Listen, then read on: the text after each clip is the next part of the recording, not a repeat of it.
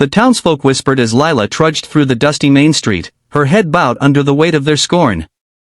Too fat, they sneered, their words sharp as knives, slicing through the warm summer air. Lila, once the baker's cheerful daughter, had become the town's outcast, her curves deemed a sin in a place that worshipped perfection. At 25, she'd heard every cruel jibe, felt every sidelong glance burn into her skin. But that day, as the sun dipped low, something snapped inside her. A letter, nailed to her family's bakery door, demanded she leave by dawn or face worse. Tears stung her eyes, but Lila refused to let them fall. She packed a single bag, her heart pounding with fear and defiance, and stepped into the unknown, leaving behind the only home she'd ever known. Lila's journey began on a cracked road leading out of Willow Creek, a small town nestled in the rolling hills of Montana. Her boots crunched against gravel, each step a mix of terror and liberation. She'd always been the girl with the warm smile, the one who slipped extra cookies to children at the bakery. But her weight, a source of shame in Willow Creek's unforgiving eyes, had turned her into a pariah. The letter, signed by the town council, cited her as a disgrace to the community's image. Her parents, too afraid of losing their livelihood, hadn't fought for her. The betrayal stung worse than the townsfolk's words. With no destination in mind, Lila walked until dusk, her body aching but her spirit unyielding. She didn't know where she was going, only that she couldn't go back. Miles from town, exhaustion forced her to stop at a rickety bench by a dirt path. The stars blinked above, indifferent to her plight. She rummaged through her bag, pulling out a stale biscuit she'd baked days ago. As she nibbled, headlights pierced the darkness. A pickup truck rumbled to a stop, and a man leaned out, his face weathered but kind. "You lost, miss?" he asked, his voice low and steady. Lila stiffened, wary of strangers after years of cruelty. "Just moving on," she replied, her voice barely above a whisper. The man, introducing himself as Amos, a rancher from a nearby valley, offered her a ride. Something in his eyes, gentle, unguarded, made her take the chance. She climbed in, her heart racing, unaware that this moment would change everything. Amos's ranch was a sprawling patchwork of fields and barns, alive with the hum of crickets and the scent of hay. He offered Lila a place to stay in the guest room of his modest farmhouse, no strings attached. "Folks need help sometimes," he said simply, stirring a pot of stew. Lila, and used to kindness without judgment, hesitated but accepted. Over the next few days, she learned Amos was a widower, his wife lost to illness 5 years prior. His ranch, once thriving, was struggling under debts and a shrinking herd. Yet he carried on, his hands calloused but his spirit unbroken. Lila, in turn, shared her story, the town's cruelty, her parents' silence, the letter that drove her out. Amos listened, his eyes softening with understanding, never once glancing at her body with disdain. Life on the ranch gave Lila purpose.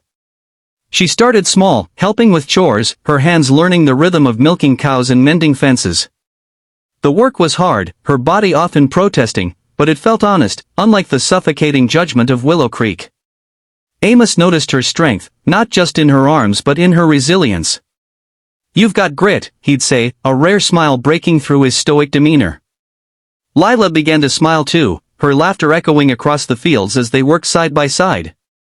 But the shadow of her past lingered. At night, she'd catch her reflection in the window, her mind whispering old insults, too fat, too much, not enough. She wondered if she could ever truly belong anywhere. The ranch wasn't without its challenges. A drought had parched the land, and Amos faced pressure from a local developer, Mr. Hargrove, who wanted to buy the ranch for a fraction of its worth. Hargrove, a slick man with a predatory grin, had ties to Willow Creek's council, and Lila suspected he'd had a hand in her exile, wanting her family's bakery land for his schemes. One evening, Hargrove arrived unannounced, his eyes narrowing at Lila. "Didn't expect to see you here," he sneered, his voice dripping with contempt. Lila's stomach churned, but Amos stepped forward, his voice firm. "She's welcome here. You ain't." Hargrove left, but not before promising to return with a better offer or consequences. Lila's fears resurfaced, gnawing at her newfound confidence. She worried she was a burden, that her presence might cost Amos his ranch. She confided in him one night by the fire, her voice trembling. "I don't want to be the reason you lose everything." Amos looked at her, his eyes steady. "Lila, you're the reason I'm fighting to keep it." His words, simple yet profound, cracked something open in her heart. For the first time, she felt seen not as a body to be judged, but as a person to be valued.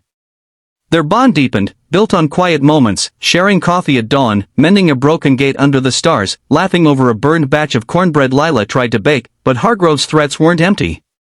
A week later, a fire broke out in the barn, destroying half the hay reserves. The sheriff, a friend of Hargrove's, called it an accident, but Lila and Amos knew better. With winter looming and funds dwindling, Amos faced a grim choice: sell to Hargrove or lose the ranch to foreclosure. Lila, determined not to let Amos lose his home, devised a plan. She'd noticed the ranch's remaining cattle were of a rare, hardy breed, prized by local farmers. Using her baking skills, she proposed a community sale, her homemade pies and breads alongside Amos's cattle, to raise funds and rally support. Amos was skeptical but agreed, touched by her resolve. The sale day dawned crisp and clear.